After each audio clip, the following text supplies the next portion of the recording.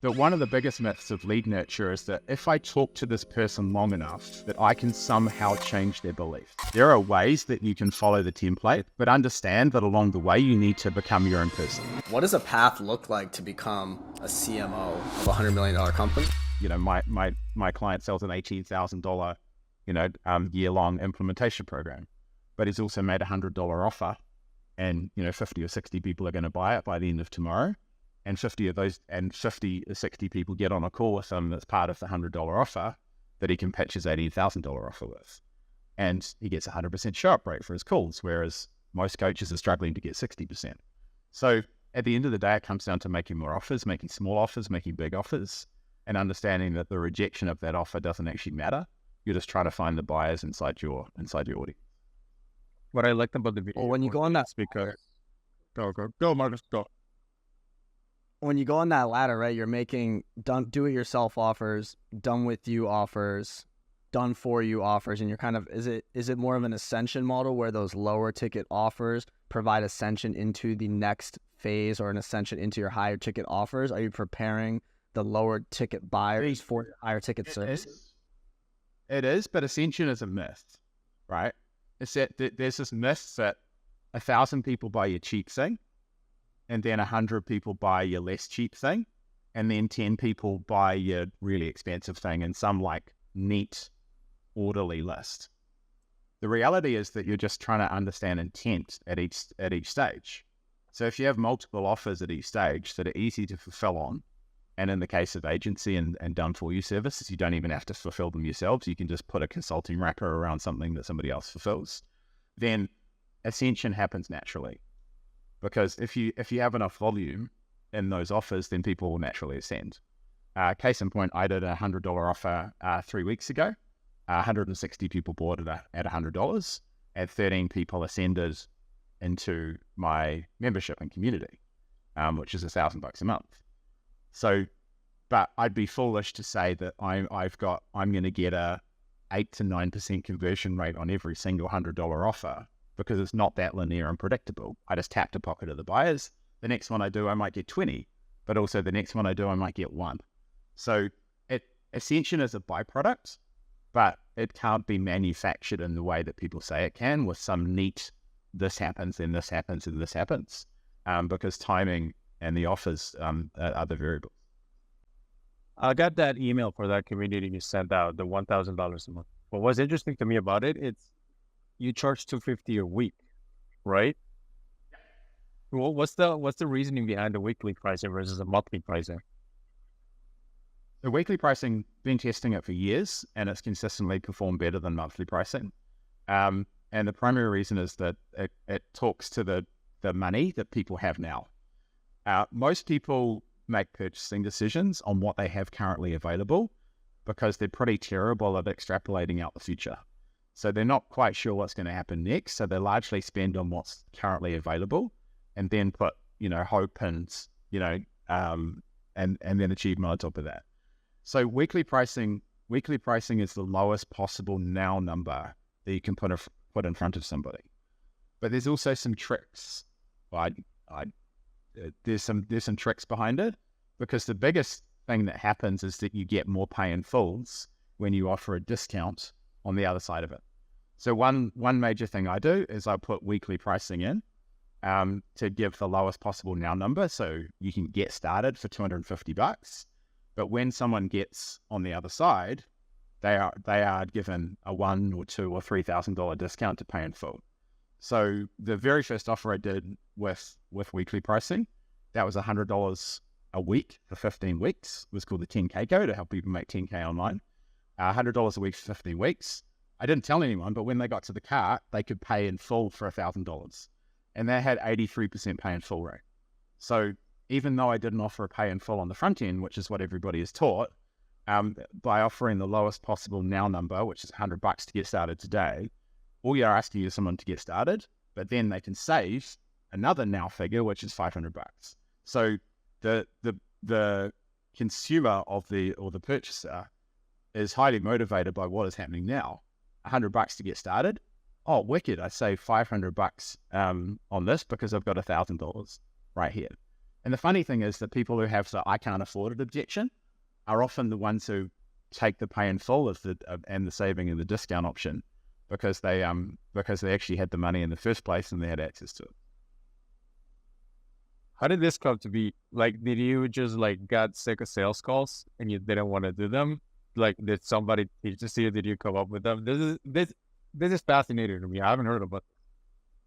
Yeah, so there's an OG wonderful man down in the southern USA called Travis Sager, and Travis was, I'm going to give him credit to be the OG of sell by chat. You know, he invented it when people were selling off literally, you know, Notepad. You know, before we had fancy Google Docs and Notion and all this shit that we've got now. He would send Notepad files to people with an offer in it. And Travis taught me like two major things, that pricing was a major mechanism in an offer, and also that the offer could be dynamic. That when we're on sales calls, and I've done 1,500 of them, so I got plenty of experience, that we change the pitch based on what is in front of us. But you can also do that with written offers because you can change it based on the feedback of the marketplace.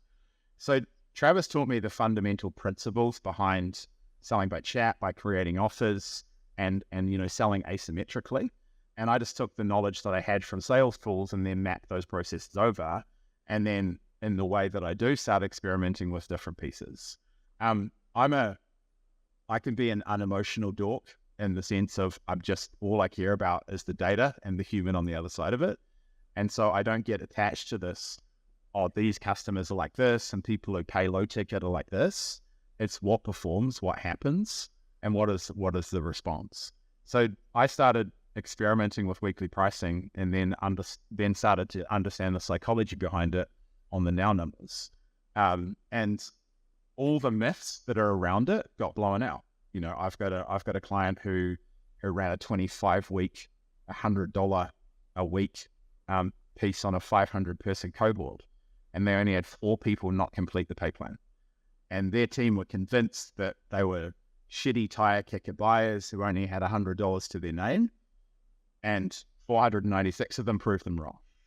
So I think there's a lot of perceived wisdom in this, in these communities and these ideas that is just taken as canon and gospel.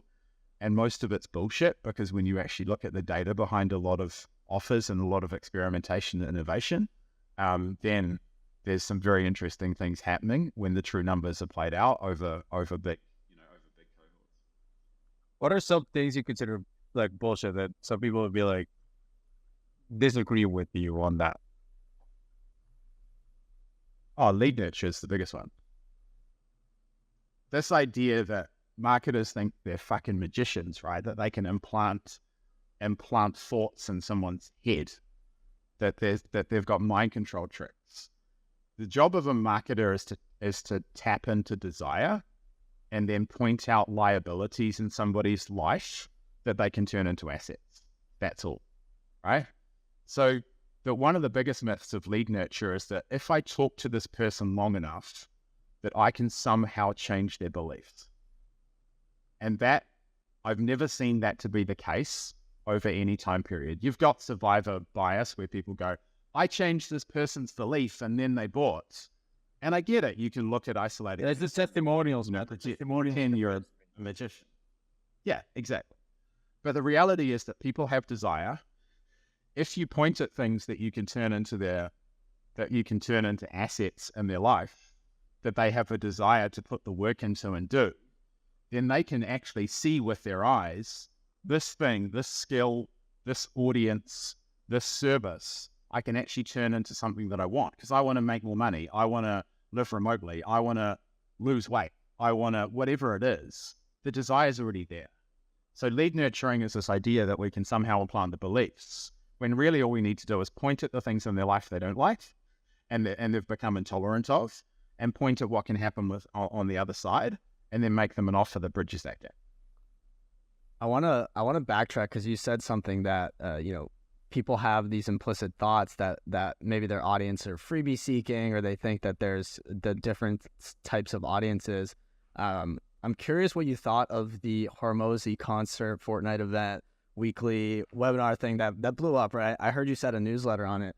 I don't know if you saw, right? But when he was announcing the price and people thought he was going to sell the course, the entire chat was blowing up with negative comments, essentially going Scammer, he had pyramid scheme. yeah, scammer, pyramid scheme, whatever. He's put out so much goodwill nonstop to his audience, and the one time he asked for something, people were calling him a scammer. And then when he switched to okay, it's actually free, everybody's, oh my gosh, you're the GOAT, you're the best. I'm curious what you think of that. Like, is there too much giving at some point when you can create an audience like that, or do you think maybe that's a way he went about it, creating an audience that's freebie seeking? It's difficult because he's a complete outlier. But the interesting thing for me is that he is demonstrating a philosophy and a way of living, and then teaching people to do something else, right? The teaching that Alex does is very, very fundamental, very tactical, and very, very much based on real fundamentals. And he's the GOAT of doing the basics really well consistently over the long period of time. But the things that he does and turns up as is purely himself. And that's what makes him an attractive character. You know, from the image, from the beard and the wife beater with the shirt over the top, and, you know, the 100 million piece, you know, you see the seed of the $100 million man in every podcast title and every piece. He's embedded an image, which we call a brand, in people's heads. And he's done an amazing job of doing that and then raising the bar. But the irony is the things he's teaching aren't the things he's doing. So people have to be careful when they take purely tactics, and work up from there. Because if they're not based on a philosophy like Alex is basing his on a philosophy, then you can grow yourself into a corner that you might not necessarily want. You put out an email that I thought was really, it was what I was thinking, but you put it in words. I liked that a lot. It was the worst event of the year. That was the subject line, right? Because that was the subject line, right? As a marketer, I couldn't help it. I had to be contrarian to get people to read the email. Right? I'm gonna let you talk about it. I don't want to ruin it, but what was in that email? Because I thought it was really cool. Yeah, it fundamentally talks about the philosophy that I've been selling advice and information and coaching and consulting for a decade, right? You know, and I followed lots of different mentors, and every time I followed a mentor, I was successful because I took and implemented everything they taught me down to the letter and down to the T, and I made money. But along the way, I lost myself. I became like poor imitations of Sam Ovens, of Scott Oldford, of Kevin Nations, you know, and I've worked with some amazing people. But I took on them, their business model, their beliefs, and everything, and I didn't base it on my own philosophy. And I see so many people become successful and making money because, as annoying as it sounds, it's really fucking easy if you have a good offer and you can deliver value to make money on the internet these days. But they grow themselves into a place that's not them. So they become this poor imitation of their mentor. They become a poor imitation of an internet marketer. They become a poor imitation. Along the way, they lose themselves. So my encouragement to people is that there are ways that you can follow the template, but understand that along the way, you need to become your own person. You need to understand what is valuable to you. Like, I love Twitter. I love following you young bucks and all your advice. But as a 43-year-old man with a 12 and a 6-year-old and a single dad, then if I followed all the advice that everybody gave me on money Twitter, I'd probably be a broke alcoholic because I wouldn't know which way was up and which way was down. But so it's about the discernment of, you know, am I taking a system? Am I taking the principles of something and then applying it to my business and my life? Or am I just copying this thing wholesale to get to a goal? And you know what? Sometimes there's nothing wrong with it. If you want to make $1 million, then you should just do everything that JK says. You should join his program. You should follow everything to the letter. You should do all the thing. If that's all your primary goal and that's your primary focus, and you want to be in the season of that for 6 or 12 months, and you've decided that that's the thing, do that. But understand that when you get to that $1 million mark, when you get to that high rate, you've got to find yourself, and that might involve unwinding some of the things that your mentor gave you or your coach gave you, and finding discernment and using the strategies and things that are natural to you. When I was in college, I was kind of like obsessed to learn pickup, right? So started reading like The Game by Neil Strauss and The Mystery Method, the Book of, the classics, right? So I'm reading these books, and I'd always try to look at the phrases that we're telling the girls and then say it. And I would say them, but they wouldn't work. And I got super pissed because they wouldn't work. And that's kind of when I thought about that example when you were talking about when people give you advice, there's always the strategy of the advice and there's always the tactic of the advice. The strategy is understanding why and in which context something will work. The tactic is just the example they give you. It's what you copy and paste. It's the easy part. And when you copy the tactics, I find that it works in a very specific situation. Like if all the factors are not there, it doesn't work. Whereas if you learn the fundamentals, then it works for a wider array of situations, which is kind of what I thought you were pointing out towards that event, the worst event of the year, which, by the way, you did say it was a great event, and Alex is great. By the way, we're not shitting on Alex at any point because you did say that. We're not. But Yeah, I'll give an example go. of like a lesson not learned, right? I followed Russell Brunson's perfect webinar probably 6 times, right? 6 different three secrets, build up value ladder, and each time it worked, but I fucking hated it. It just felt so not me, right? And then I was like, okay, well, what am I? I'm just a teacher. Like I'm an open book. I'm a teacher. I share lessons with people by demonstration. I do stuff, and then I demonstrate it to people, and they take value from it.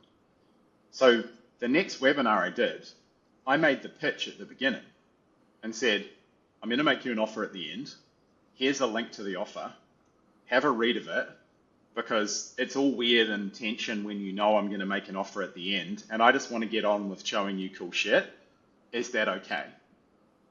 And then at the end, I talked about the offer again, and I sold twice as much as the last perfect webinar that I did because it was natural to me. Because all I wanted to do was eliminate the attention, spend an hour teaching cool shit, and if people liked it, they knew what to do because there was an offer at the beginning and the end. So I do believe you need to follow some of the strategies and tactics to know they're not for you. And it's more important to do them in the first place, but you need to pull back from things. And it frustrates me when I see people trying to run a VSL or start a Facebook group. People start a Facebook group and they hate being on Facebook. People run a VSL, a 20-minute VSL on a webinar, and they barely can speak. People do, video marketing, but they definitely shouldn't be on video because someone told them to, and they pursue that strategy endlessly for years sometimes, and then just can't work out why they're not getting the results. So you've got to do the thing, apply discernment to it and say, is this for me? And then modify it as you go along to work out what that is for you.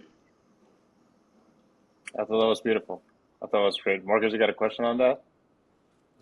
No, I don't. Wanted to change it up here. I'm curious. What is this? When you think of a category of one, right?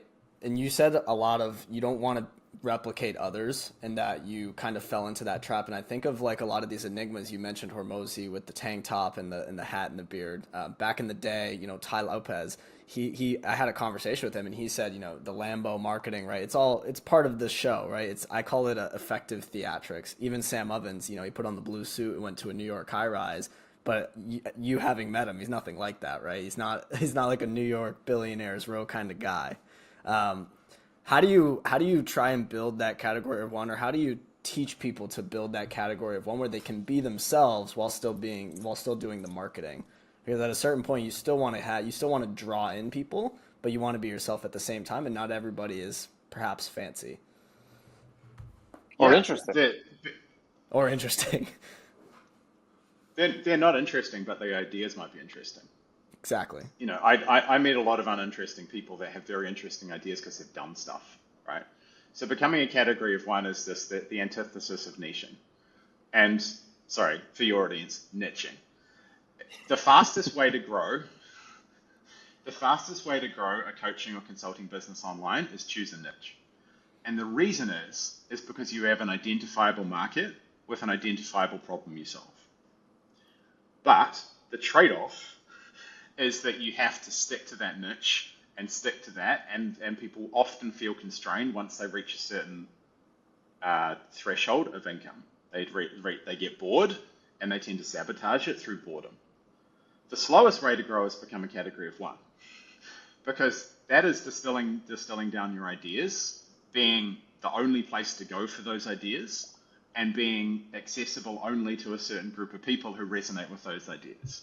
So becoming category of one is exposing your ideas to the world and being confident that they generate results. I demonstrate my results by doing what I teach and demonstrating that along the way.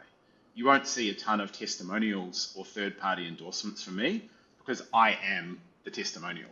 If you like these things, if you like the life I live, if you like the results I generate for myself, then you're probably going to like my stuff. And that's what being a category of one is. It's much closer to being a creator of ideas and being the only source of those than being the master of a niche and taking people up the hierarchy. Because both work, but one takes a little bit longer to get traction than the other. I saw a post of yours saying if you're a coach selling freedom, it doesn't make sense for you to create all your content in a room. They have to go out, go to the beach, live life. I thought that post was really relevant. I like that. I want to switch gears a little bit to I think ask people have talked about and authenticity. People have talked about authenticity, right? And authenticity is now a tactic, which is like, I'm going to be so authentic because I'm going to tell stories of me crying alone in my toilet because I didn't make, $1 million last year. But authenticity is just actually exposing your values to people in a way that people align with. And also, authenticity is also choosing definitions of words like success, like freedom, like values, and the constraints around them. So true authenticity is just being who you really are, and that's the hardest job, finding that and discerning what you like, who you are, and your unique pieces with that. Because when you have true authenticity, people are attracted to it, or they're not, because that's when haters come along, because they don't agree with your lifestyle, they don't agree with your choices. But true authenticity should develop that polarity. You have very, very strong fans who want to be close to you, and then you have people who despise you. when you talked about freedom, one of the posts that I liked that you posted, and I like kind of your take on this. It was a sentence that said, "What if growing your business? Have you considered if growing your business is the wrong move? At what point were you like, yeah, maybe growing my business is the wrong move? And how do you recommend people think about that?" The growing my business was the wrong move when I realized that more money didn't solve the personal issues. That I could grow my bank account, but unless I grew alongside it, then the money would be a dangerous amplifier. But most people never For get there, though. Most people are like, let's just make more. How did you, where you're like, oh, maybe, yes, it's like people are like, they buy a, I got I'm not there I yet, got but it's rich. like, I got yeah, but rich how did, first to where you're like, oh, work out that at what point where you're like, oh, maybe I don't need to buy a fucking sports team. You know what I mean? yeah. When I saw the numbers in the bank account going up and my happiness going down, when I saw the fact that I could buy $50 bottles of wine rather than $5 bottles of wine meant that I drank two of the $50 ones rather than the $5 one. When I got fatter around my waist rather than my bank account. When I woke up with a perpetual sense of anxiety because I'd made promises and commitments to people that I didn't think I could keep. So for me, it was an education by doing. And the thing that strikes me now is that in an exponential kind of knowledge economy, we can grow our businesses faster than we can grow ourselves. We can grow our bank balance, we can get money faster than we can evolve and change our identity into the person who can steward that and shepherd it and do good things with it. So I see a lot of people get rich by thinking from the chin up, from the neck up, by applying smart strategies, and then get stuck in a place because they haven't dealt with themselves, they haven't dealt with who they are and what they want, and they get stuck there. I think you have to do it first, though. I'm talking about philosophy and these pieces because I work with people who are generally down the track. They've done something, they've created something, they've built things, and they've started to have discernment that more money, more clients, more influence, more authority isn't making them feel fulfilled. So I become a business artist because I help them redesign the business so they can have all those things, but also have an underlying life that the business feeds. And I believe that if you're at the beginning, you just need to follow a script and do that until you've earned the right not to. Until you need to follow the specific path and find a few different ones as you go along to follow that path, to find the way that you do it. Because I wouldn't believe the things I believe unless I'd gone through the pain of success. I wouldn't believe the things I believe and have my own philosophy unless I'd followed someone else's path and built the success that I did, so I earned the right to actually have discernment about what I didn't do.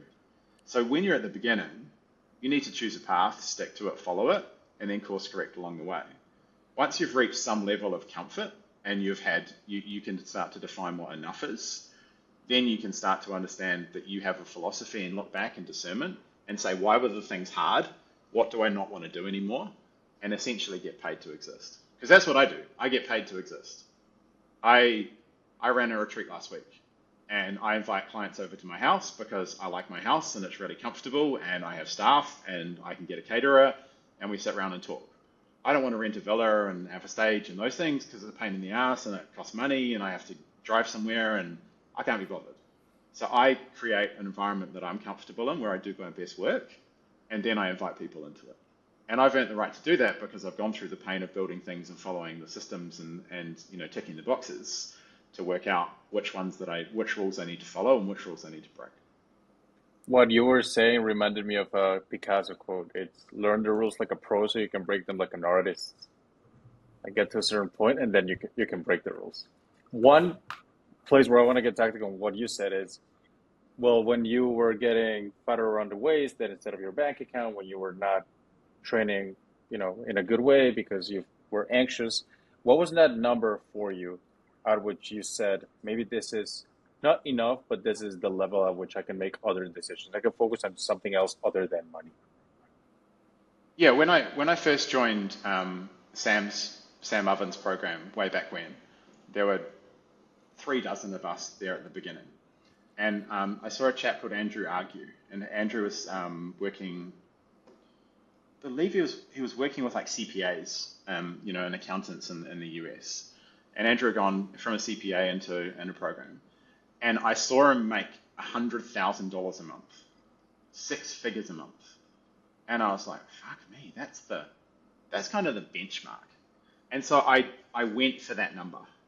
I was like, when I get there, I will have all the choices and all the options in the world.